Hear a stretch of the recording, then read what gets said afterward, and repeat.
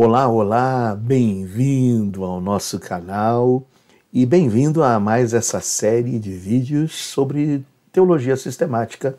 E antes de mais nada, eu queria pedir para você, que se ainda não se inscreveu no canal, possa se inscrever, curtir, comentar, mas também compartilhar para que esse conteúdo chegue a mais pessoas. Se é bênção para ti, compartilhe para outros.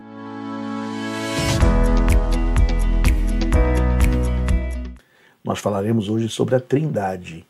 Embora o termo Trindade não se encontre na Bíblia de Gênesis a Apocalipse, essa doutrina da Trindade está profundamente enraizada nas Escrituras. Dela depende toda a nossa interpretação sobre quem é Deus, bem como também toda a nossa interpretação sobre a nossa salvação. Se nós olharmos para as confissões de fé, para um dos credos mais antigos, que é o credo niceno, ele dá uma definição sobre a doutrina da Trindade. Na realidade, uma definição sobre quem é Deus. Diz assim o credo niceno: cremos em um só Deus, Pai Todo-Poderoso, em um só Senhor Jesus Cristo, Filho unigênito de Deus, gerado do Pai antes de todos os séculos. Deus de Deus, de uma só substância com o Pai, e no Espírito Santo, o Senhor e doador da vida, que procede do Pai e do Filho, que com o Pai e o Filho é juntamente adorado e glorificado. Antes de definirmos a doutrina da Trindade, eu gostaria de dizer o que não é a Trindade. Nós temos o unicismo, também é chamado e conhecido como o modalismo, que ensina que Deus é uma única pessoa que se manifesta em diferentes modos. Ora ele se manifesta como Pai, ora se manifesta como Filho e ora se manifesta como o Espírito Santo. Mas a Bíblia não nos apresenta essa situação como sendo possível. Nós só bastaríamos pegar aqui o evento do batismo de Jesus Cristo. Ali claramente se distinguem três pessoas simultaneamente se manifestando. Nós temos o Filho, que está sendo batizado, o Espírito que repousa sobre ele na forma de uma pomba, e a voz do Pai que dos altos céus diz: eis aqui o meu Filho amado, em quem me comprazo. Ali não há como nós dizermos que é uma só pessoa, porque as três pessoas estão ali distintas, naquele momento, se manifestando. Mas também existe, além do unicismo ou modalismo, o unitarismo. O que o unitarismo faz? Ele nega a divindade de Cristo e nega a divindade do Espírito Santo. Eles colocam três pessoas distintas, sim, mas inferiores, e afirmam que Jesus foi apenas um homem criado por Deus e o Espírito Santo de Deus não passa de uma força ativa que trabalha em prol do plano de Deus. Então o unitarismo nega veementemente que Cristo seja Deus e que o Espírito Santo também o seja. O que, portanto, é a Trindade? Como podemos conciliar a unidade divina com a triunidade divina? Haja vista que a Bíblia, ela sempre manifesta e exalta a existência de um único Deus. Quando nós lemos lá na palavra de Deus, em Deuteronômio 6,4, está escrito: ouve Israel, o Senhor nosso Deus é o único Senhor. Como é que nós conseguimos conciliar, então, a unidade divina com a sua tripessoalidade? Bom, primeiro nós precisamos entender o que é essência, natureza e o que é pessoa. A essência divina é o que Deus é em sua natureza. A pessoa divina é o que Deus é em sua individualidade. Sendo assim, as três pessoas divinas, elas compartilham da mesma essência divina. Ou seja, as três são plenamente e igualmente Deus. Eu vou aqui utilizar uma definição de Warfield, que diz que dentro do único ser, que é Deus, existem eternamente três pessoas coiguais e coeternas. O Pai não é o Filho não é o Pai não é o Espírito e o Espírito não é nem o Pai e nem o Filho. Mas todos são plenamente Deus. Agora nós vamos percorrer alguns textos bíblicos que eu acredito serem importantíssimos e necessários para entendermos a questão da triunidade divina. O primeiro texto está em Isaías 6, 8 a 10. Depois disso ouvi a voz do Senhor que dizia: A quem enviarei? E quem há de ir por nós? Então disse eu: Eis-me aqui, envia-me a mim. Então disse ele: Vai e dize a este povo: Ouvis de fato e não entendeis, e vedes em verdade, mas não percebeis. Nós temos aqui aquela célebre visão de Isaías da glória de Deus. Quem se manifesta aqui? É Deus, o Pai. Mas veja que o mesmo texto é repetido no Evangelho de João. Lá em João 12, de 36 a 41, veja que interessante. Enquanto tendes luz, crede na luz, para que sejais filhos da luz. Estas coisas disse Jesus, e retirando-se, ocultou-se deles. E ainda que tinha feito tantos sinais diante deles, não criam nele. Para quê? Para que se cumprisse a palavra do profeta Isaías. Note que é Jesus falando, e João está relatando. Viram os milagres de Jesus e não creram nele. Nele quem? Em Jesus. Para que se cumprisse a palavra do profeta Isaías que diz: Senhor, quem creu na nossa pregação? E a quem foi revelado o braço do Senhor? Isaías disse isto quando viu a sua glória e falou dele.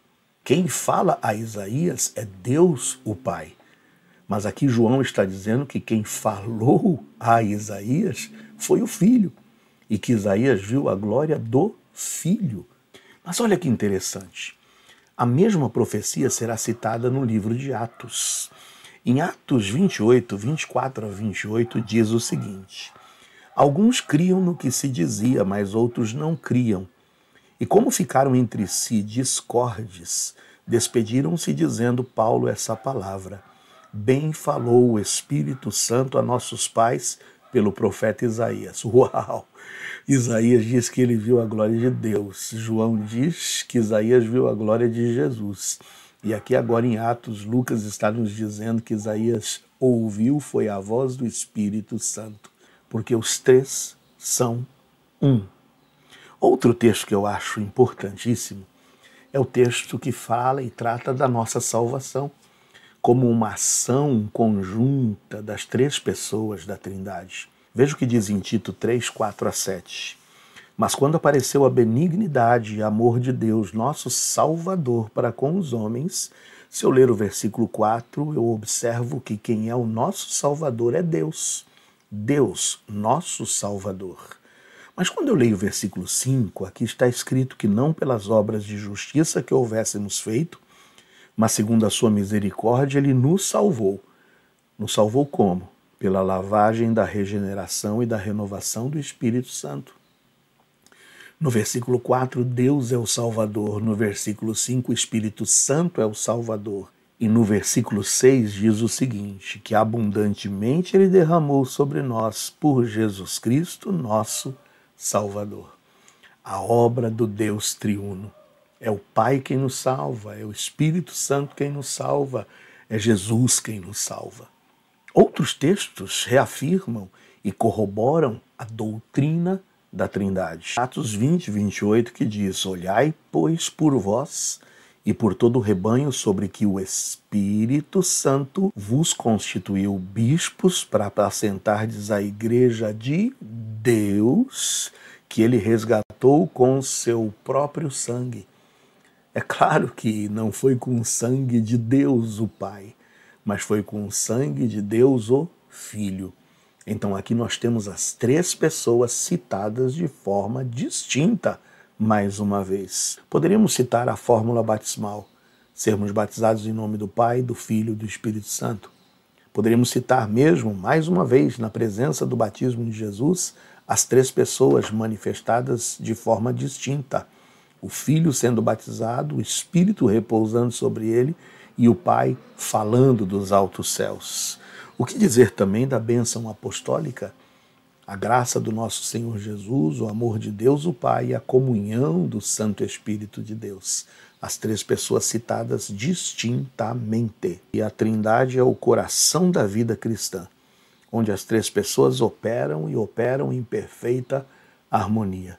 Palavras de Spurgeon.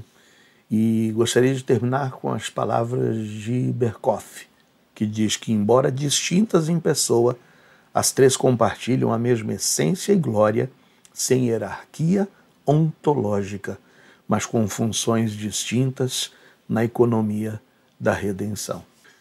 Concluímos então, meus amados, que o Pai, o Filho e o Espírito Santo são um único Deus, uma unidade que se manifesta em uma tripessoalidade, mesma essência, mesma natureza.